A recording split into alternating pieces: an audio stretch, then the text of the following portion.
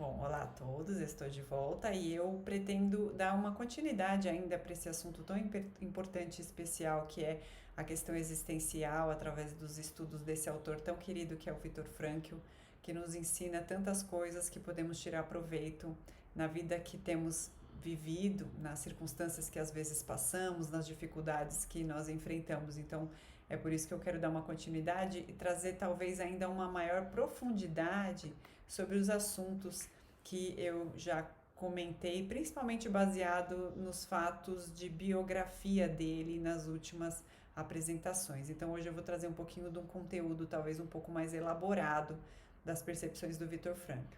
Bom, como nós vimos, né? Então, na compreensão de Viktor Frankl, o ser humano ele deve ser compreendido como centrado no espírito, ou seja, naquela essência individual que nos faz humanos, né? E que se associa a um aspecto psicofísico que nos coloca em contato com a realidade. Né? Então, um ser humano centrado no espírito e que a partir deste espírito e não das suas emoções, do seu psicofísico, que esse indivíduo vai tomar as suas decisões. Decisões estas que, como vimos por Viktor Frankl, elas devem agir de modo responsável, né?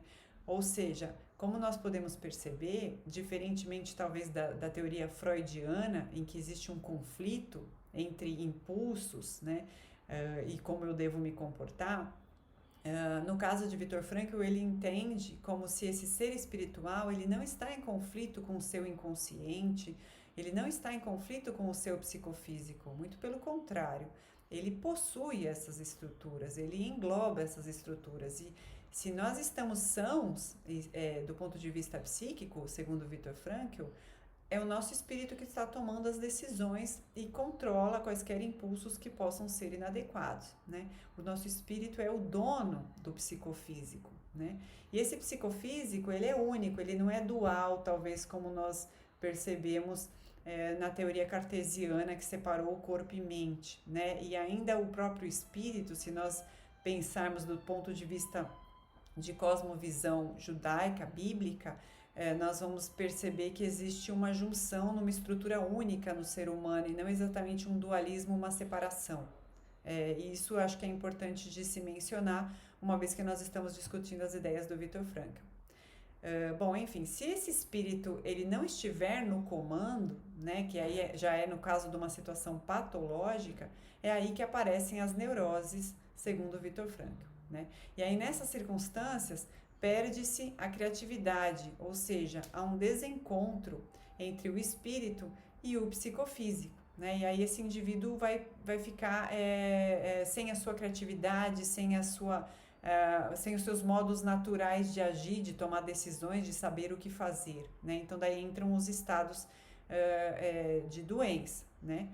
Principalmente do ponto de vista psíquico aqui, né? E aí é o que o Viktor Frankl ele fala, ele vai trazer na sua terapêutica, é trazer a consciência, né, pela consciência, esse caráter responsável da existência. Então, esse eu responsável que toma decisões através do trabalho da consciência.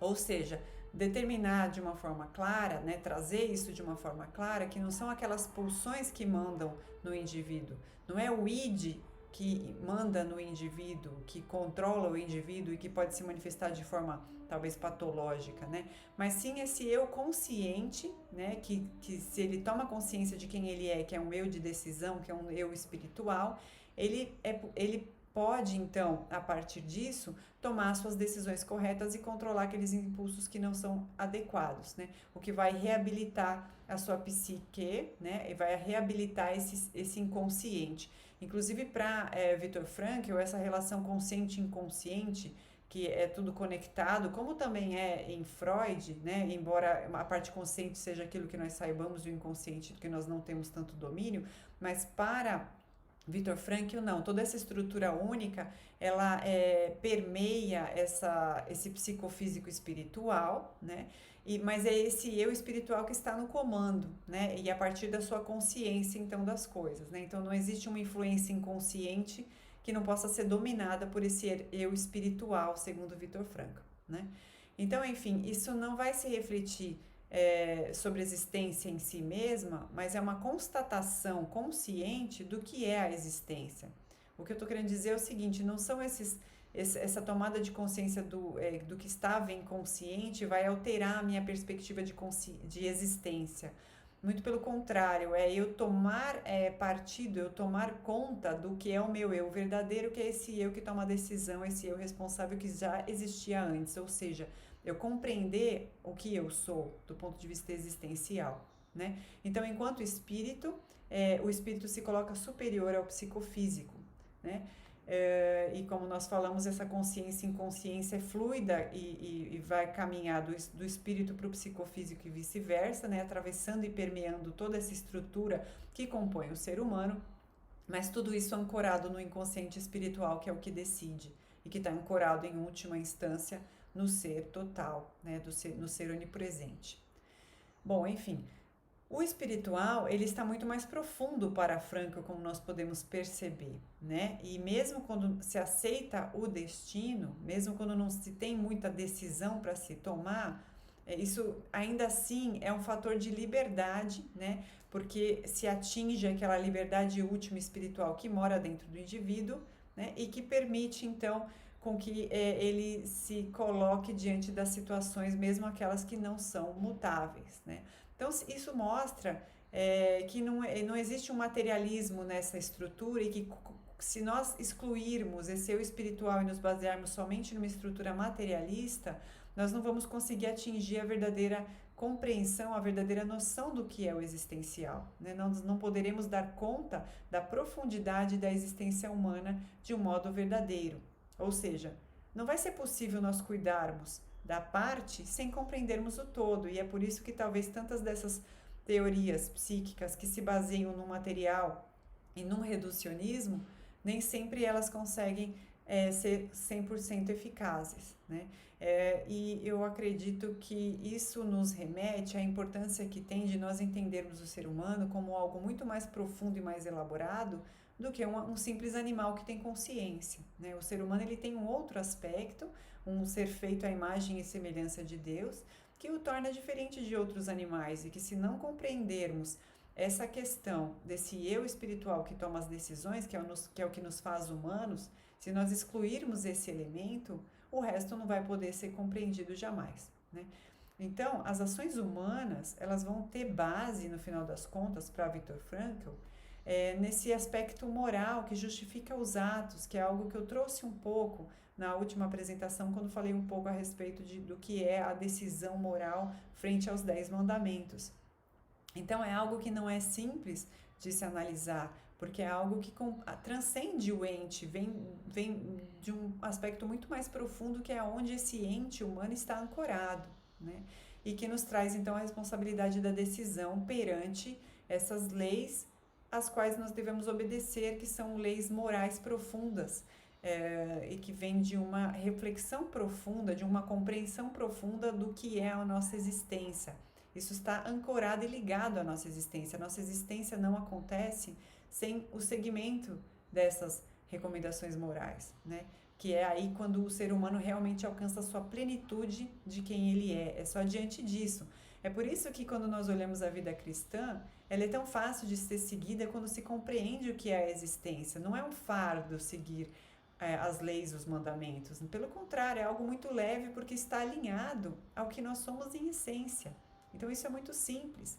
Isso é diferente se nós olharmos no avanço da teoria psicanalítica, entrando em Lacan, porque Lacan ele se considerou assim um resgatador da psicanálise freudiana, né? E ele traz também algo que ele chama de responsabilidade perante os atos, mas é em uma perspectiva psicanalítica freudiana, reducionista, onde eu não tenho essa dimensão moral tão profunda e talvez de certo modo é apenas uma responsabilidade quase que do ponto de vista jurídico ou do ponto de vista do que vai acontecer em decorrência do ato que eu me responsabilizei por ele, né? E não exatamente perante a humanidade ou perante o meu próprio eu, o meu próprio ser espiritual,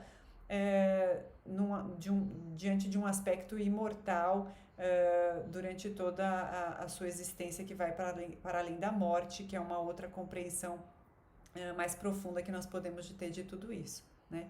Isso acaba nos eximindo de uma responsabilidade com o outro, desde que isso não me incomode. Então, se isso não me incomoda, eu tomo atitudes individualistas, eu faço o que eu quero, desde que isso esteja de acordo com a lei dos homens, não vai haver um problema, e a minha mente vai estar sã, né? Se nós pensarmos assim, e num último sentido que nós podemos ver da teoria psicanalítica, que isso diverge da essência humana individual, que é ter esse aspecto moral profundo, né?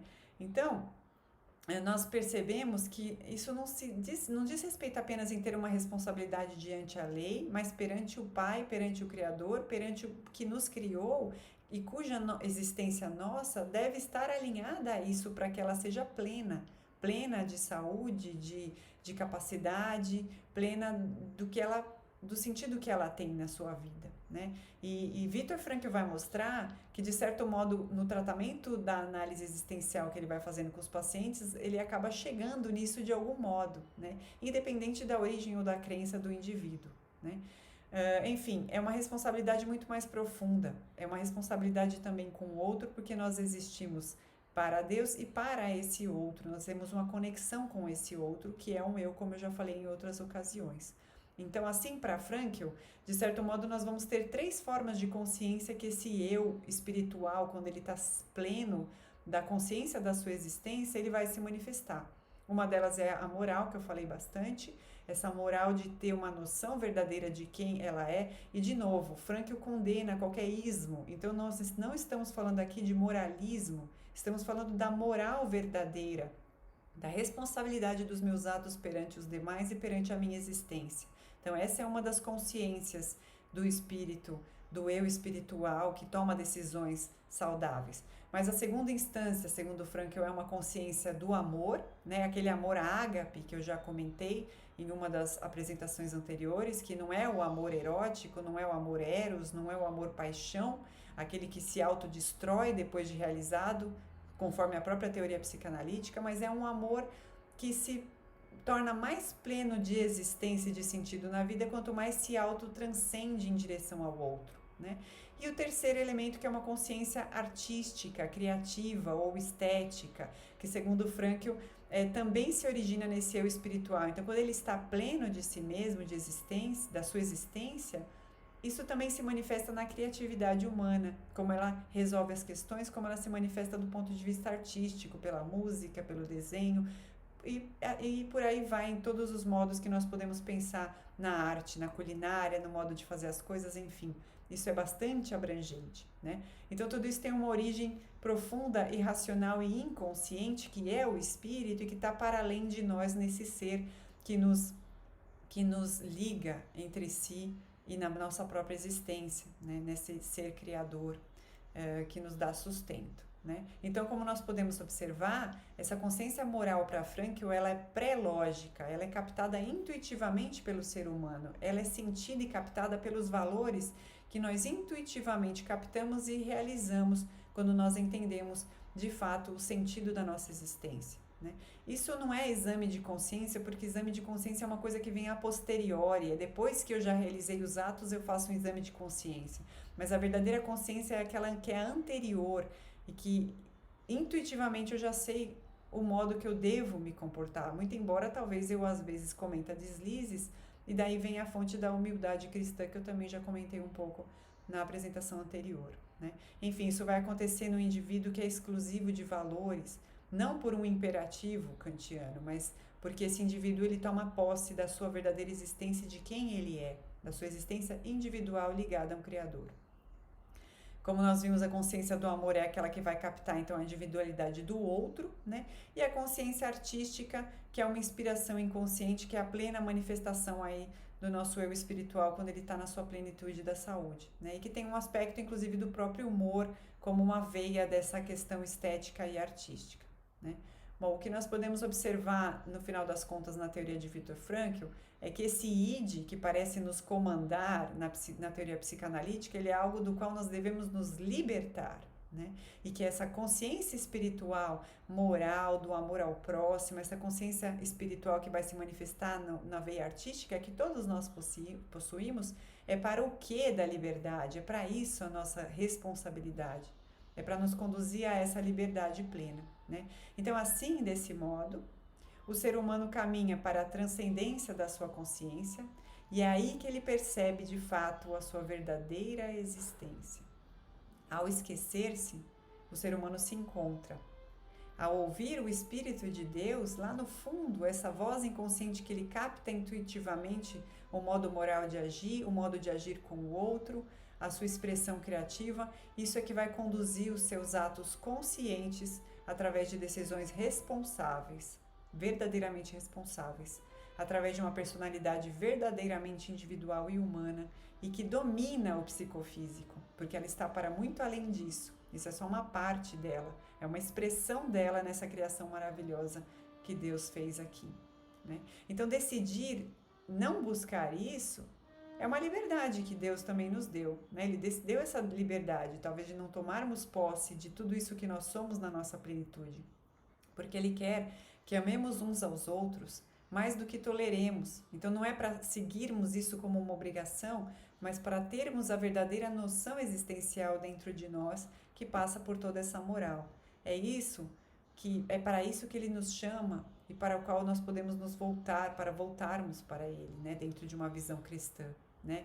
Essa consciência moral, ela não é um superego, como diz Freud, que eu acho que é um outro elemento que vale a pena complementar, porque ela não nos controla. Se nós entendermos isso como um controle, nós vamos entender que nos libertarmos disso, aceitarmos esse controle dentro do ponto de vista de que ele é eticamente aceitável, socialmente necessário, mas que ele é algo que me incomoda, que não deixa o meu impulso total livre se manifestar. Não é isso. A verdadeira liberdade é a liberdade de escolhermos, seguirmos a verdadeira natureza nossa que está para além, é muito mais profunda do que qualquer impulso. E esses impulsos, eles vão praticamente que desaparecer se eu tenho a verdadeira noção moral e profunda diante disso, né? Essa verdadeira consciência moral que nos atrai para ela, que nos espera de volta, né? Porque no final das contas, não é Deus feito à imagem de um pai, como diz a psicanálise, mas é o pai, a figura do pai na família, que é a imagem de Deus, né? É ele que veio como modelo para o pai, ele veio primeiro, né? Então isso que deve ficar claro nessa compreensão, né? E na análise existencial de Frankl, o que ele percebe com os casos que ele vai tratando é o indivíduo ir se reconhecendo como consciente e responsável, incluindo esse seu espiritual na psique, no seu psiquismo, né?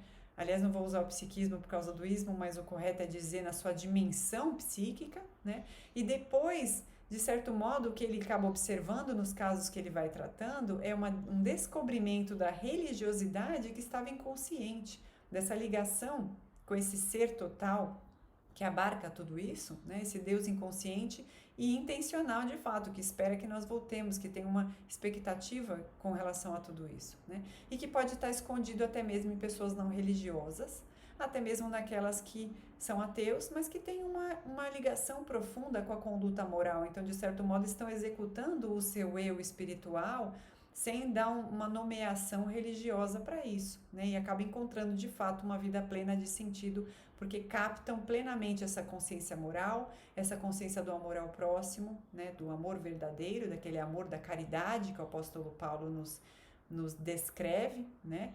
E por fim, manifestando a sua criatividade na arte, na parte estética, né? Então, Frankl deixa claro que se não fosse isso, né, mesmo diante de tanta falta de crença, de fé, de religiosidade, se ainda não houvesse alguma conduta moral, restariam apenas bombas atômicas no mundo e uma total falta de consciência verdadeira do que é a existência de cada um de nós. Enfim, era isso que eu tinha para falar e complementar hoje, trazer essa profundidade da leitura de Frankl para que nós possamos tomar proveito desse nosso eu verdadeiro e espiritual, consciente, que toma as decisões perante o nosso próximo e perante o nosso Criador. Muito obrigada e até a próxima.